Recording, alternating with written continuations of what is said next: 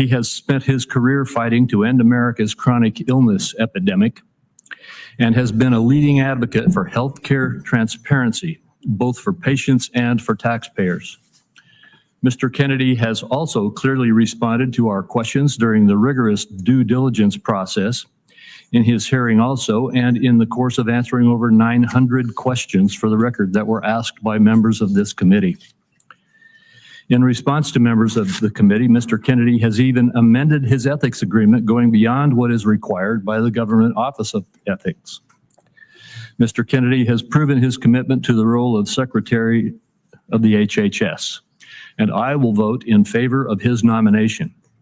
I strongly encourage my colleagues on both sides of the aisle to do the same. And with that, I recognize our ranking member, Senator Wyden, for his remarks. Thank you very much, Mr. Chairman. I'll have a brief statement, and then several of my colleagues on our side are also going to make brief statements. This morning, we're going to vote on Robert Kennedy's nomination to serve as our nation's chief healthcare officer. Before we get to Mr. Kennedy, and why I believe he is singularly unfit to serve as HHS Secretary, I'd like to say this. The last several days we've witnessed an authoritarian takeover of our federal government by Elon Musk and Donald Trump. They have set their sights on a full purge of anyone in government that doesn't bend the knee and follow their orders. They've taken over the Treasury Department's payment system. And colleagues, that has a direct effect on major programs within our committee's jurisdiction that include Social Security, Medicare, and Medicaid. For example, this committee voted for a major reform of pharmacy benefit manager legislation. We passed it 26-0, but Trump and Musk killed it. Think what they could do with abuse of the payment system. Now, in my view, much of this is of dubious legality and constitutional authority, and certainly flies in face of congressional responsibilities. I'll wrap up on this point by saying I hope our colleagues on the other side of the aisle will not sit by while Musk and Trump make a mockery of the power Republicans hold in their congressional majority. Now more than ever, the American people need leaders that will stand up to these abuses. That brings me to Mr. Kennedy. A recent analysis showed that Mr. Kennedy has made 114 separate appearances in just the last 4 years where he has espoused anti-vaccine views or spread information about the efficacy of vaccines, misinformation specifically. In 36 of those instances, Mr. Kennedy directly linked vaccines to autism. Last week, Mr. Kennedy was given ample authority on a bipartisan basis to recant his decades-long career peddling anti-vaccine conspiracies. Instead, he spent his time with us dodging and weaving and gave no indication that if confirmed as HHS Secretary, he would stand by the long-settled science surrounding routine vaccinations. Just take the Samoa measles outbreak as an example. Mr. Kennedy told me, and I quote, "We don't know what was killing them," speaking about the 83 measles deaths during an outbreak of the disease in 2019. Just yesterday, colleagues, the Director General of Health from Samoa called this claim a total fabrication. Peddling these conspiracy theories as the nation's chief health officer is going to be deadly for kids across the country. On abortion, Mr. Kennedy's answers once again raised still more questions. He refused to tell us whether he would blindly follow a directive from Donald Trump to break the law and end access to mifepristone. And he seemed to have no understanding of his role in enforcing existing federal laws that guarantee women the right to life-saving abortion care. Mr. Kennedy also failed on several occasions to show a basic understanding of the Medicare and Medicaid programs he would be tasked with overseeing. Colleagues, that alone should be disqualifying. Mr. Kennedy has given us no reason to believe he'll be anything other than a rubber stamp for plans to gut Medicaid and rip health care away from the American people, and be a yes man if ordered by Musk or Trump to take an illegal action. I close with this, colleagues. Today, we're going to make a judgment about the future of science in this country. We're going to make decisions that are going to impact the health and well-being of Americans for years to come. I agree, and I say this to my colleagues on both sides of the aisle, that the healthcare status quo needs substantial changes so we get better, more affordable care to patients. And that leaves, given my statement, the question in front of us now that's pretty simple. Do senators want their legacy to include disregarding basic health science and instead elevate conspiracy theorists? Making Robert Kennedy Secretary of Health and Human Services, in my view, colleagues, would be a grave threat to the health of the American people. And I urge my colleagues this morning to vote no. So we had everybody here. Can I ask that we do the vote now and then do the I just did it 2 or 3 on each, and then we go to the vote. Can I go? Yeah, we're going to do it. So Senator Wyden, we have all of our members here. Senator Wyden and I have agreed that we will have 2 or 3 on each side who wanted to make statements. Do so before the vote. So please, everyone, hold with us while we have those statements made, and then we will proceed to the vote. I know we've got a lot of folks here pushing on some. Do you want to vote now? Mr. Chairman, Mr. Chairman, I've got several colleagues who were under the impression after we talked that we would have 2 or 3, and I'm happy for both sides to make brief remarks, and I'd still like to stay with that. I did make that commitment, and so I could say to my colleagues on my side, I would appreciate it if you would hold your remarks until after the vote. We will let a couple on your side have their remarks, and then we will proceed to the vote. Great, thank you. And who would be next? Senator Cantwell. Senator Cantwell. Mr. Chairman, thank you. I didn't, when you said 2 or 3 people, I didn't know who you had in mind, but being next in seniority, I appreciate the opportunity. Today is very concerning to me because of the future of what I think our nation faces. When I think of this issue, I think of my Pacific Northwest leadership, how Paul Allen, on his own, invested $100 million to fight Ebola. I think of Bill Gates and the Gates Foundation, not just trying to eradicate polio and work on these issues, but to think of a regime that helps not just our nation's health, but global health. So with the UW, the University of Washington, the Cancer Research Center, all of these entities are a collaboration of saying we have to go faster in solving these threats to our nation as it relates to health. Now, we can have a big discussion, which I think you guys all want to have a big discussion about whether and when what happened in the Wuhan province. But I can tell you, we were the first city. We had the first patient. We had the first people who died in nursing homes. We had an emergency room at a hospital who basically was just begging for any equipment we could get them. The whole community stood up and moved as fast as we possibly could and broke down barriers to save lives. And that is what we have to continue to do on innovation. We cannot let another country get ahead of us on some sort of warfare issue and not have a response when it comes to a vaccine. So the most challenging, I wanted to vote for Mr. Kennedy in the context of my family's history. My dad stood behind his father the night his father gave the famous speech. I told him in my office, in my family, the Kennedys stood up. But when he answered Senator Cassidy's question, And he couldn't even give him the answer that, yes, the data is there to support vaccines today. I don't need any more data. All of a sudden, I saw this world that we got affected by in Seattle not being stood up for. I need someone at HHS who is going to say, we're going to be a leader in medical technology, science, vaccines. We are going to fight foreign powers. We are going to be there to provide global health. And I don't want a recalcitrant. I need a leader. And that is why I'm voting no. Thank you.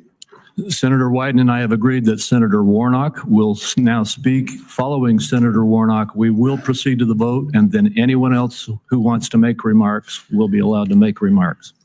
Senator Warnock. Thank you so very much, Mr. Chairman. At a rally a few months ago, Donald Trump said that he was going to allow Mr. Robert Kennedy to, quote, go wild on health. Go wild. Of all the things that I can think of that I'd like to see a Secretary of Health and Human Services do, go wild is not on the list. Mr. Robert Kennedy is manifestly unqualified for the job he seeks. And in both my live and written questions for the record, he failed to commit to protecting access to affordable health care, failed to commit to protecting the people who are protecting us. The problem that the CDC has is that every day these noble civil servants and workers protect us from dangers that we don't see. And often you don't get credit for protecting people from things that they don't see. I simply do not trust him to oversee the CDC. He's unqualified, and I dare say everybody here knows it. We need a serious person at the helm of the HHS. An agency responsible for about half of the health of about half of all Americans. Mr. Kennedy appears more obsessed in chasing conspiracy theories than chasing solutions to lower healthcare costs for working families in Georgia and to make sure that we are protected. The last thing we need is a dilettante dabbling in conspiracy theories at HHS. I cannot vote for a nominee who is not going to lower healthcare costs for Georgians, who's going to undermine basic science in public health, who puts his own interests above the health and the well-being of others. For the health and well-being of all of our families, the people who count on us to think about them in these rooms of power. I urge all of my colleagues on both sides of the aisle to look past politics and think of country and to find the moral courage to do what's right. Oppose this nomination. Thank you, Senator Warnock. We now have not only a quorum, but all members of the committee are present. I move that the committee favorably report the nomination of the Honorable Robert F. Kennedy, Jr. of California to be Secretary of Health and Human Services. Is there a second? Second. There is a second. The clerk will call the roll. Mr. Grassley. Aye. Mr. Grassley, aye. Mr. Cornyn. Aye. Mr. Cornyn, aye. Mr. Thune. Aye. Mr. Thune, aye. Mr. Scott. Aye. Mr. Scott, aye. Mr. Cassidy. Aye. Mr. Cassidy, aye. Mr. Langford. Aye. Mr. Langford, aye. Mr. Daines. Aye. Mr. Daines, aye. Mr. Young. Mr. Young, aye. Mr. Barrasso. Mr. Barrasso, aye. Mr. Johnson. Mr. Johnson, aye. Mr. Tillis. Mr. Tillis, aye. Mrs. Blackburn. Mrs. Blackburn, aye. Mr. Marshall. Mr. Marshall, aye. Mr. Wyden. No. Mr. Wyden, no. Ms. Cantwell. No. Ms. Cantwell, no. Mr. Bennett. Mr. Bennett, no. Mr. Warner. Mr. Warner, no. Mr. Whitehouse. Mr. Whitehouse, no. Ms. Hassan.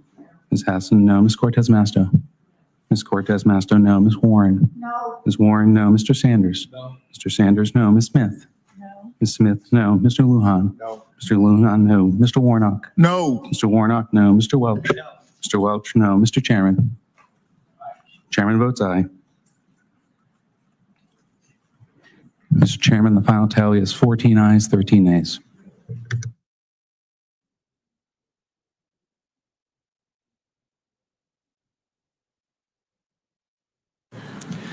The vote was, would the clerk please restate the vote? Mr. Chairman, the final tally was 14 ayes, 13 nays. The vote was 14-13. The nomination is reported favorably. We will now turn to other senators who would like to make a statement. Since I asked my Republican colleagues to hold off at the outset, I'll go to the Republican side next. First, Senator Tillis. Thank you, Mr. Chairman. I voted aye today, and I want to just briefly explain why. I believe in my 65 years, I'll be 65 in August, that Mr. Kennedy will be one of the first people coming before who is, in fact, not a trained healthcare expert. He views this through the lens of an attorney. He's brought many lawsuits on food safety, vaccine safety, a number of other things. But, Mr. Chair, I think it was Senator Warnock that said that the president said he was going to go wild in the Department of Health and Human Services. I hope he does. I hope he goes wild and actually finds a way to reduce the cost of health care. I hope he goes wild, and instead of having the discussions that we have had for the 10 years that I've been in the Senate of making Medicaid work and making people on Medicaid healthier, I hope he goes wild and figures out how to do it, because the status quo has not achieved much in the way of gain. I hope he goes wild on food safety discussions so that we can actually improve our food safety supply. I hope he goes wild on the healthcare supply chains and, in fact, tries to make sure that drug prices go down instead of bludgeoning pharmaceutical companies, get everybody in the room and make sure that we do this right. Reduce the cost of bringing a vaccine to market, reduce the cost of bringing drugs and therapeutics to market. Look at the full supply chain, and somebody with a legal mind may do that. He is no health professional. In fact, he's the first, I believe, and since I've been alive, who's not been a healthcare professional in a scientific sense, but he is a professional in terms of carrying this forward and holding people accountable through the courts. But and also, Mr. Chair, I'm not going to go much longer, but I had a lot of people call me earlier. I had people from the agriculture industry call me and express concerns, but I'm not aware of any organized, credible group, the Farm Bureau, the Department of Ag Commissioners, or others who have said that we should vote against Mr. Kennedy. I heard people express their concerns about his pro-choice position. And yet I haven't seen any pro-life organization score this vote or recommend that we should vote against it. I heard him call the NRA a terrorist organization, and yet the NRA is silent on his confirmation. And so I've heard him say that GMOs are a concern. Hopefully we can convince him that not all GMOs are. It's feeding the world. Corn, drought-resistant strains of healthy vegetables will move on. Protein producers were mad about lawsuits were brought against them, but there's been no organized opposition against them. And so maybe it is time to have a different kind of disruptor there. The only way that Senator Kennedy, the only way that Bobby Kennedy and I will get crosswise is if he does actually take a position against the safety of proven vaccines. That will be a problem for me. He answered a very important question to me during the hearing. I asked him specifically if it was his intent to let the scientists of the CDC, the NIH, BARDA, and other organizations to work independently. He said to me under oath that he would. If he fails to do that, that will be a concern for me and something I'll bring up in a future oversight hearing. But Mr. Chair, we have not made appreciable progress in Medicaid and improving the health of the population on Medicaid. We have a SNAP program that does have too much sugar and things that are eligible in that program that should be eliminated to make these people who are on free and reduced lunch healthier. We need to stop having full trash cans in public school cafeterias full of stuff that the kids aren't eating and figure out how those kids on free and reduced lunch actually have a healthier lifestyle. And so I, for one, think that it is time to put a disruptor in. It is time to put somebody in there that's going to go wild. But there are areas where I think that's exactly what we need. And there are areas of health and human services that if you touch the gold standard for the NIH and the CDC, then I'll have a problem with that nominee, and we'll bring that up during oversight. But it was for those reasons And the fact is that there's not a single organization that I consider to be credible in this space, in agriculture, in Second Amendment, or in pro-life, who have openly objected and scored this vote. I believe that silence is consent. And the fact that they haven't suggests to me that folks that I'm instructed by are okay with this nomination. And for those reasons, I voted for Mr. Kennedy. Thank you, Senator Tillis. Senator Warren. Thank you, Mr. Chairman. Since we had our hearing last week, Mr. Kennedy has amended his ethics agreement. Recall that his ethics agreement said that while he was Secretary of HHS, he intended to retain a financial interest in ongoing vaccine litigation that he was already collecting money from, and that he wanted to continue to collect that money even though he could affect the outcome of that litigation. Now, he has since changed his position on that. Once this has been exposed and people have talked about it and have some pretty serious reservations about his doing that, he has said that he will instead give his financial interest to his son. That is a fig leaf that is so small, it would take a magnifying glass to see it. No one is fooled about what's happening here. Mr. Kennedy refuses to say that he will not participate in these lawsuits financially the day after he leaves office. And yet, Mr. Kennedy has acknowledged, first, that the American people have a right to know that the decisions you're making are decisions that are in their interest, not in your future financial interest.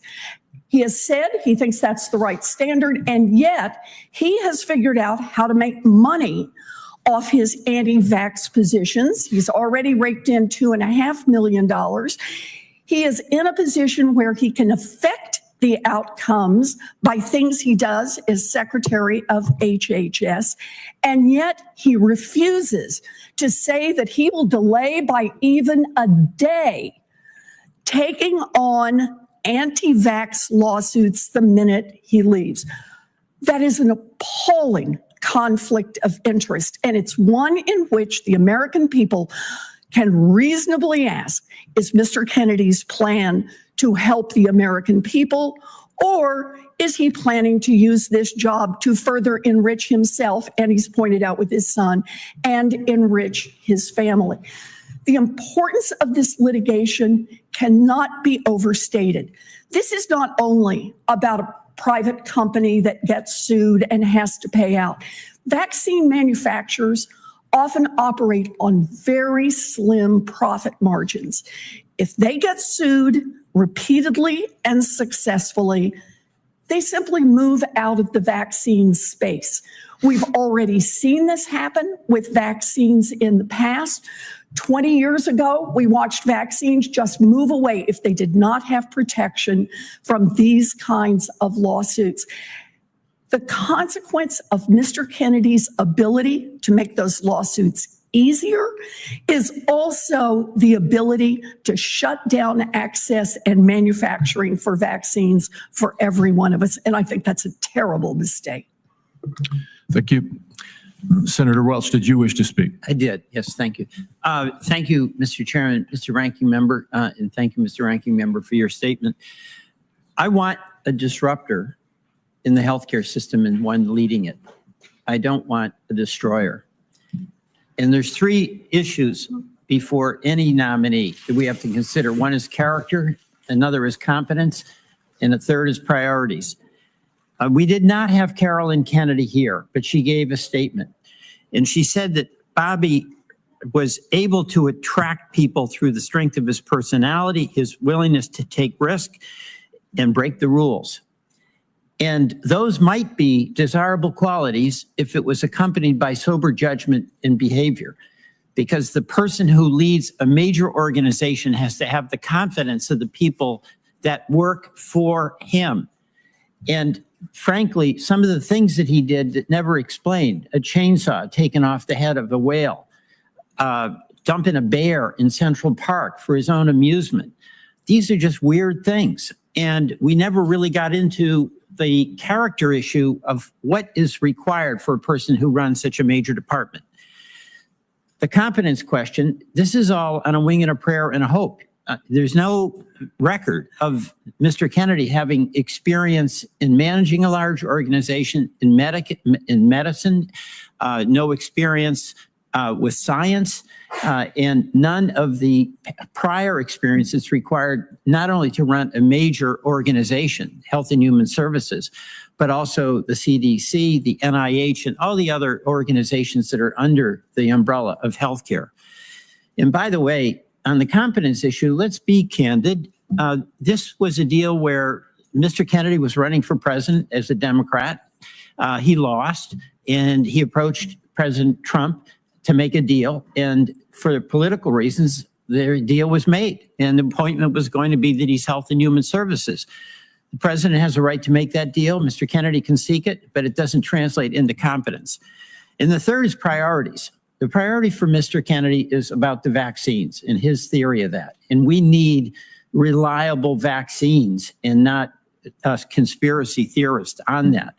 But you know, the healthcare system is not working for the American people. It's too costly. Our employers who care deeply about providing employer-sponsored healthcare can't afford these premiums. The folks who are getting their insurance on their own can't afford it. Even Obamacare is getting so expensive because the prices are escalating constantly with pharma expenses. With the providers having it, with private equity getting into healthcare. Mr. Kennedy's priority was about his view of vaccines. It was not about making healthcare more affordable and accessible. And in response to really a very direct and easy open-ended question from Senator Cassidy, Mr. Kennedy showed a woeful ignorance, even between the difference between Medicare and Medicaid. So we have a healthcare system that is not serving, as it should, the interest of American citizens, of American businesses, and American taxpayers. And I, after this hearing, did not have confidence that Mr. Kennedy would be the one to lead us to a better future. Thank you. Thank you, Senator Welch. That concludes the remarks that senators have requested to make, and hearing nothing further, I'd like to thank all of our members for attending. This Finance Committee stands adjourned.